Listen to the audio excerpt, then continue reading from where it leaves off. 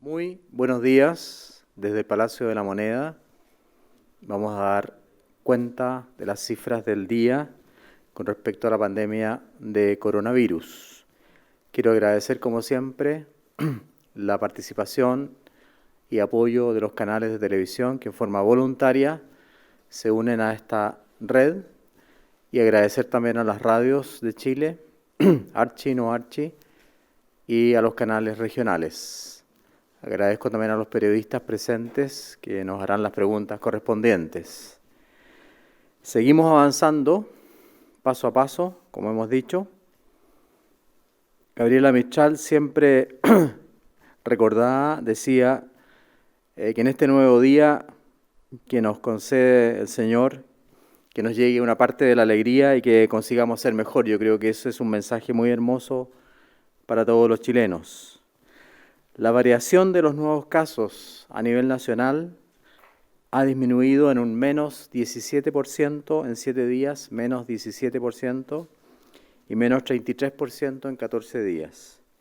Y lo más positivo de hoy día, que lo quisiera destacar, es que el examen PCR, la positividad de los exámenes de PCR, ha llegado al 13% a nivel nacional, promedio, con algunas regiones muy por debajo del 10%. Tenemos también que anunciar que el día de mañana vamos a comunicar o lanzar oficialmente el programa Paso a Paso Nos Cuidamos. Paso a Paso Levantemos Chile. Se hará mañana domingo aquí en La Moneda. Tengo con nosotros al ministro de Ciencias, Andrés Kub, y a la doctora Valenzuela, representante del Comité de Vacunas Coronavirus.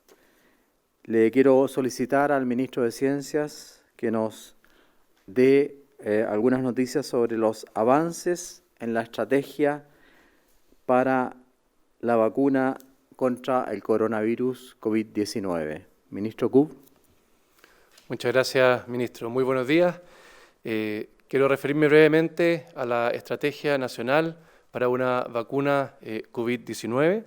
Esto en el marco de la emergencia global producida por la pandemia y en una estrategia que estamos liderando desde el Ministerio de Ciencia.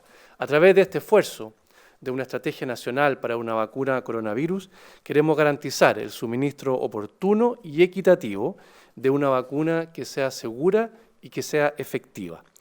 Esta estrategia está basada en el talento, la capacidad y la experiencia de nuestra comunidad científica en la realización de ensayos clínicos colaborativos. Por lo tanto, la estrategia se basa en buscar alianzas internacionales para realizar estudios clínicos de fase 3, es decir, aquellos ensayos que ya hayan pasado la fase 1 y 2 que se concentran en aspectos de seguridad. Lo que vamos a hacer es encontrar desarrollos para buscar ensayos clínicos colaborativos en esta fase 3 que prueba entonces la efectividad de la vacuna.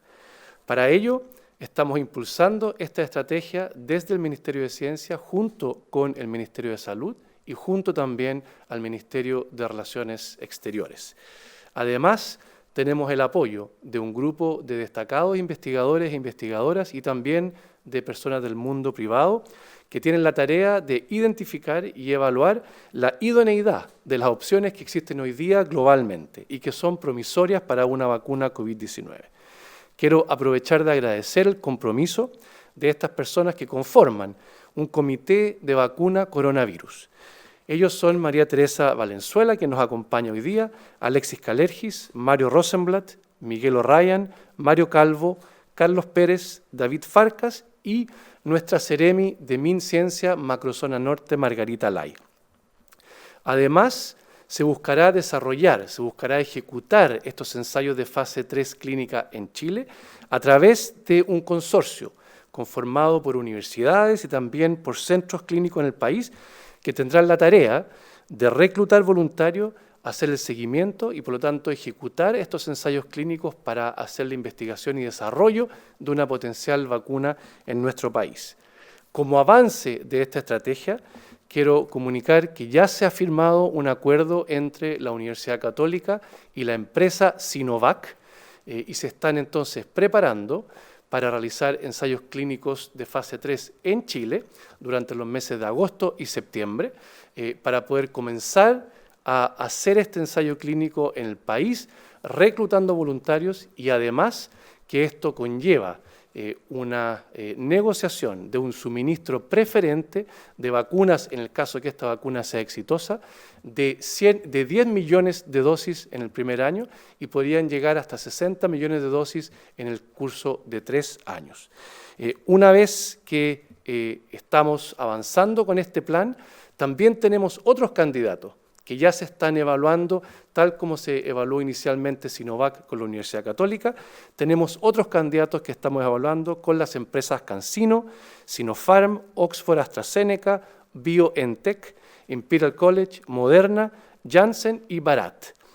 Y una vez que logremos tener una vacuna que ya esté aprobada, serán las autoridades del Ministerio de Salud, a través de su programa de vacunación, quienes entonces suministrarán esta vacuna a la población.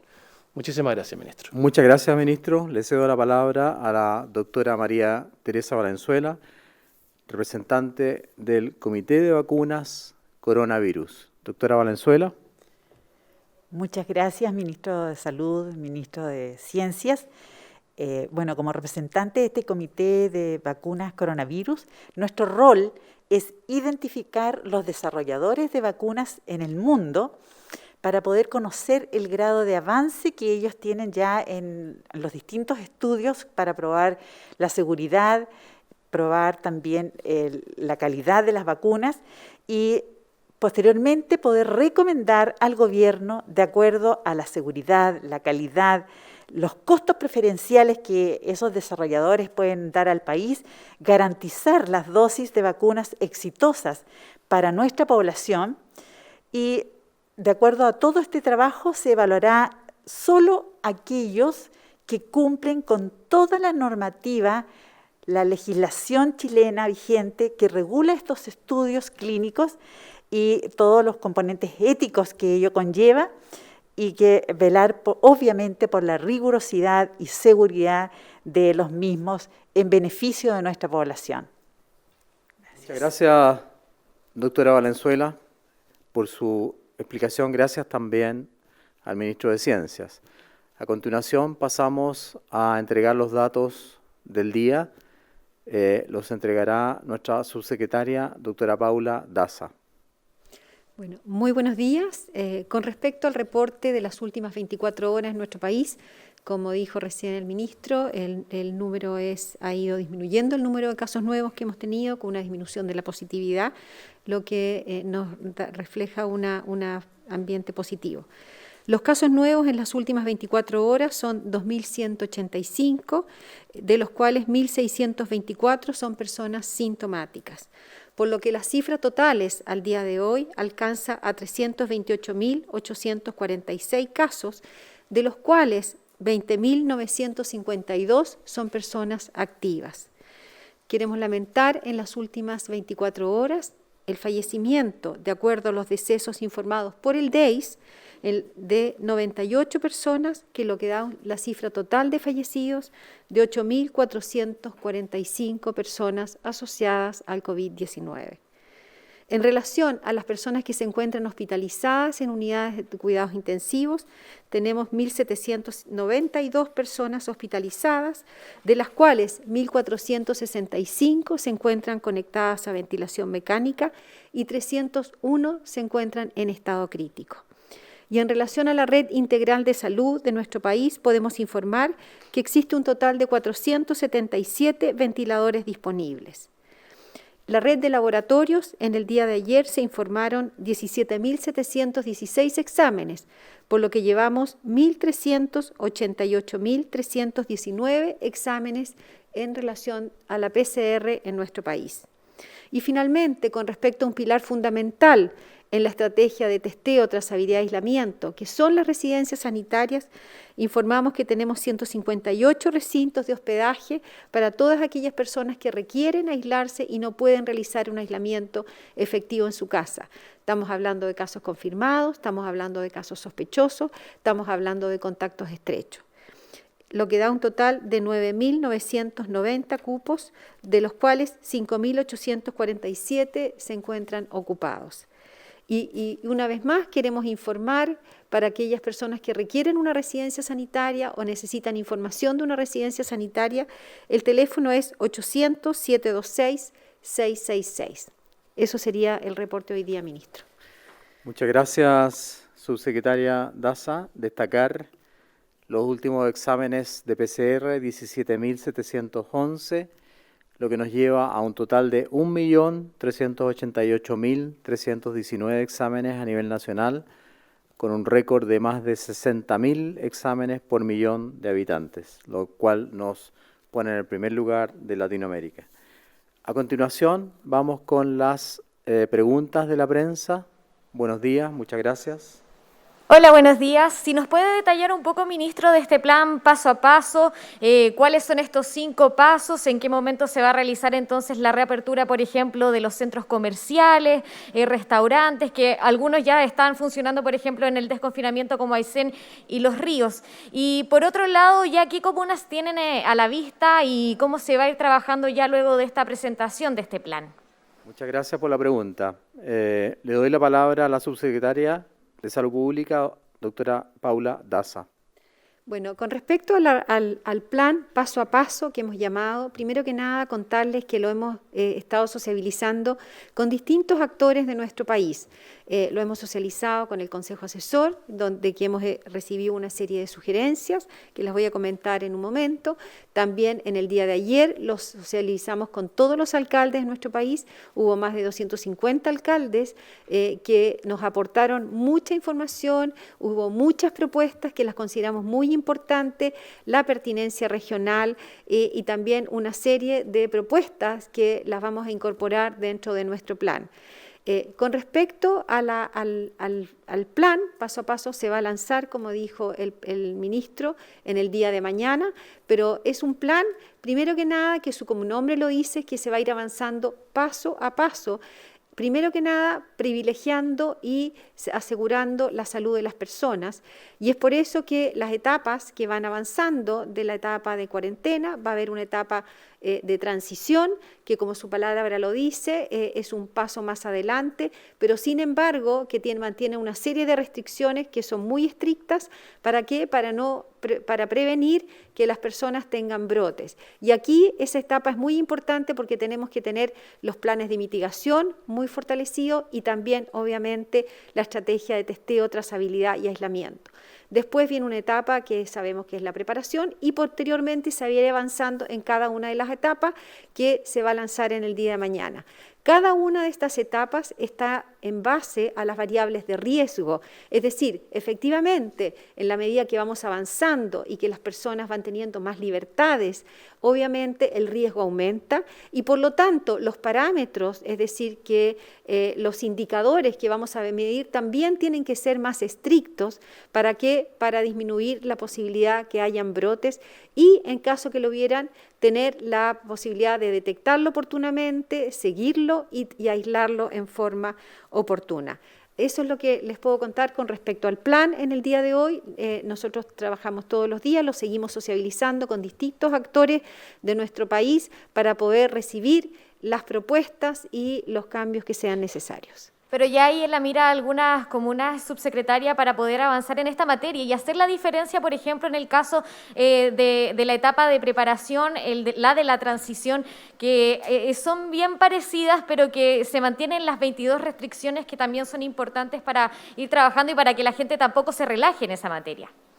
Bueno, con respecto a eso, la verdad que la etapa de esa transición mantiene una serie de medidas muy estrictas y es por eso que también tenemos que ir mirando aquellas comunas que efectivamente pueden entrar en esta etapa de transición, pero también tener los otros elementos que yo me referí de mitigación y también los elementos de testeo, trazabilidad, aislamiento efectivo y que las personas efectivamente estén capacitadas y también con la comunicación efectiva para poder mantener todas aquellas medidas que son fundamentales. Es una etapa que va a dar más libertad, las personas van a poder salir, van a poder ir a trabajar, pero van a tener que mantener una serie de medidas muy estrictas para evitar que haya un brote o efectivamente aumente el número de casos en esa comuna.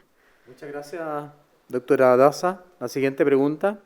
Buen día, ministro, subsecretaria. Siguiendo con este plan paso a paso, en un principio fue la nueva normalidad, luego tomar café con los amigos. Hoy se habla del plan paso a paso de desconfinamiento. ¿Cómo se da la seguridad de que este plan, al comunicar, no provoque que las personas relajen las medidas sanitarias y se puede dar la seguridad a las personas de que hoy sí se puede hablar de desconfinamiento? Muchas gracias. Responderá la doctora Paula Daza.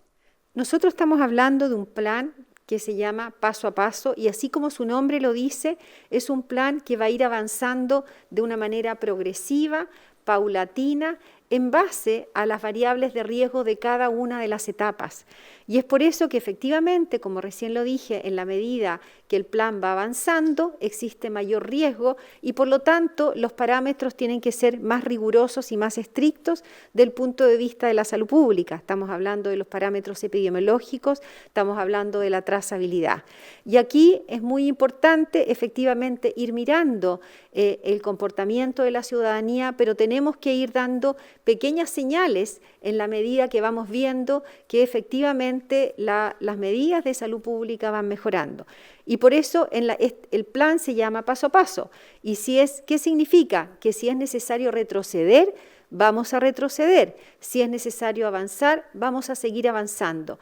Pero tenemos que ir haciéndolo, es un plan progresivo, paulatino, lentamente, con ciertas medidas que van a permitir mayor movilidad, pero manteniendo medidas muy estrictas para evitar y disminuir la posibilidad que aumente el número de casos.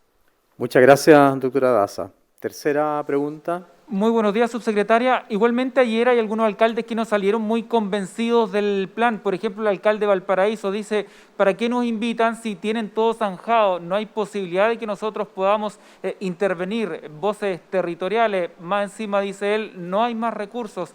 ¿Qué se le responde, por ejemplo, a aquellos alcaldes que no están tan convencidos? Muchas gracias por la pregunta. La verdad es que, sin referirme a nadie, hoy día leí 3 críticas de alcaldes en un diario de circulación nacional, 3 críticas negativas. En otro diario eran críticas positivas. De las críticas negativas, obviamente, el alcalde Sharp parece que no vio la presentación porque el plan dice sujeto a cambios. Aquí dice sujeto a cambios. Paso a paso, sujeto a cambios.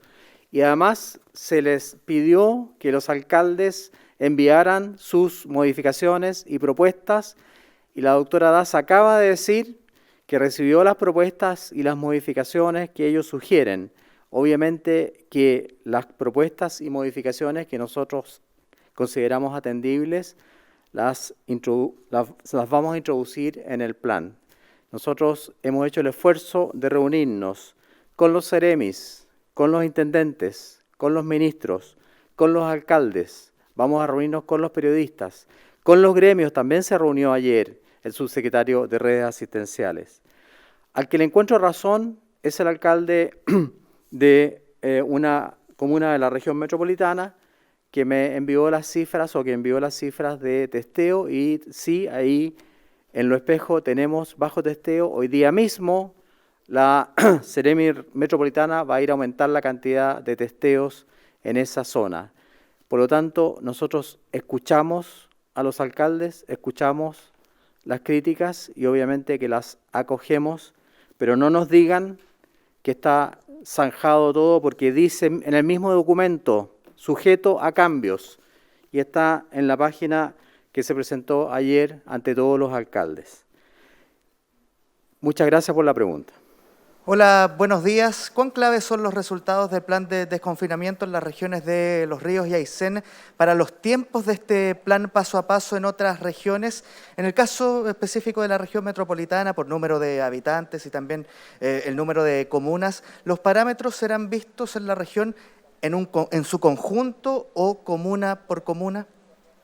Muchas gracias por la pregunta. Esa es una pregunta, la segunda parte, bastante difícil de responder, porque como usted entiende, dentro de la región metropolitana y justamente por razones socioeconómicas, sociodemográficas, en las cuales yo he insistido mucho al hablar de los determinantes sociales, las comunas del Gran Santiago, de la región metropolitana, no son homogéneas. A mí me gustaría, y lo he dicho en varias entrevistas, que ojalá tuviéramos un manejo homogéneo de todas las comunas, pero la región metropolitana en general ha tenido una reducción muy importante en el número de casos, más del 40% de reducción, y esperamos obviamente que si vamos avanzando en este programa paso a paso, podamos incorporar a la mayor cantidad de comunas, tomando en cuenta obviamente todos los riesgos que ha destacado la doctora Daza y estar dispuestos a volver atrás. Con respecto a los ríos y a la región de Aysén, con mucho agrado nosotros estamos siguiendo día a día los casos que se presentan. De hecho, ayer me reuní con la región de Aysén, con la Mesa Social COVID-19 de Aysén y con un grupo de coordinadora de Aysén para dar respuesta a todas las dudas. Y el 18 de julio hay 0 casos nuevos en Aysén, 0 casos nuevos. Y los casos que fueron confirmados antes están todos ya identificados. Son 8 pacientes del centro penitenciario de Aysén y están todos obviamente cumpliendo su confinamiento o su cuarentena. En el caso de Los Ríos, que durante el día 17 de julio tuvimos 24 casos, el día 18 de julio tenemos 5 casos. Una persona de 39 años está en su hogar, una segunda persona de 19 años en residencia sanitaria, una persona de 27 años residencia sanitaria y 2 personas de 48 y 44 años en el hogar. ¿Por qué los nombro con detalle? Porque esto indica que estamos haciendo la trazabilidad y el aislamiento de las personas que nosotros identificamos. Y quiero agradecer a nuestras Ceremis a lo largo de todo Chile, todas las Ceremis y los Ceremis que están cumpliendo este trabajo con mucho sacrificio, sábado y domingo trabajando para cumplir con el plan de trazabilidad, aislamiento que nos hemos fijado como una tarea indispensable para el control del coronavirus. Muchas gracias. Muy buenos días, ministro, y a todos los participantes. Preguntarle respecto a este plan de vacunas, conocer un poco cuándo va a comenzar este reclutamiento para personas y cómo se podrá postular estas 3.000 personas para recibir esta vacuna, y también consultarle respecto a esta normativa que exige el ingreso de esta vacuna, si nos puede explicar un poquito de qué se trataría para que la vacuna pueda ingresar al país. Y en otra materia preguntarle a usted, ministro, respecto a este cambio de metodología con las cifras del Departamento de Estadísticas, y de acuerdo al último informe epidemiológico del 13 de julio se dio cuenta sobre más decesos a los informados durante la jornada de ayer. Se informaron, sumando los 98 decesos de ayer, 8.362, y ayer se informaron realmente 8.347. ¿Por qué se da esta diferencia en el número de decesos informados por el Ministerio de Salud? Muchas gracias por la pregunta. El tema del DEIS lo contestará la doctora Daza y después le daré la palabra al ministro de Ciencias para el tema de las vacunas. Bueno, con respecto a los datos que informa el informe epidemiológico y el reporte diario, que ambos vienen de la misma fuente, que son, como hemos dicho, del DEIS, el departamento, van a ser distintos por 2 motivos. Uno, primero que nada, el informe epidemiológico son 2 veces por semana y la razón principal es la fecha y hora de corte de cada uno de los informes. Por ejemplo, los informes del DEIS del día martes son los datos que se ven reflejados hasta el día sábado. Lo que vamos a ver en el informe de hoy día del DEIS, que va a salir durante la tarde, son los datos que se cortan el día jueves. Por lo tanto, no solamente van a haber siempre una diferencia entre el informe diario y el informe del DEIS, debido principalmente a las horas y las fechas de corte. Lo importante es que esto se va a ir efectivamente en el largo plazo, efectivamente los datos van a ir concurriendo cada vez más, pero siempre va a haber una pequeña diferencia por lo que nosotros estamos tratando de informar diariamente para darle información a las personas y también el informe epidemiológico, que son 2 veces por semana. Muchas gracias, doctora Daza. Doctor, perdón. Sí, es doctor también. Ministro Kub. Muchas gracias, sí. Primero, recordar que en nuestra normativa vigente es el Instituto de Salud Pública, el ISP, quien finalmente debe dar la autorización para que se realice un ensayo de fase 3 en Chile. Por lo tanto, en nuestro marco regulatorio es el ISP quien debe autorizar y cada uno de las universidades o los centros clínicos que desea desarrollar un ensayo de fase 3 en Chile tiene que solicitar esa autorización entonces al Instituto de Salud Pública. Respecto a los voluntarios, en el caso, por ejemplo, del proyecto de la Universidad Católica con Sinovac, será la Universidad Católica quien estará encargada de reclutar a los voluntarios según criterios de admisibilidad y eso se avisará oportunamente para que aquellos voluntarios entonces puedan participar de este ensayo clínico. Muchas gracias. Gracias, ministro Kub. Gracias, doctora Valenzuela, doctora Daza. Muchas gracias a nuestro equipo técnico de La Moneda Comunicacional. Y con esto terminamos el informe del día. Que tengan un buen fin de semana.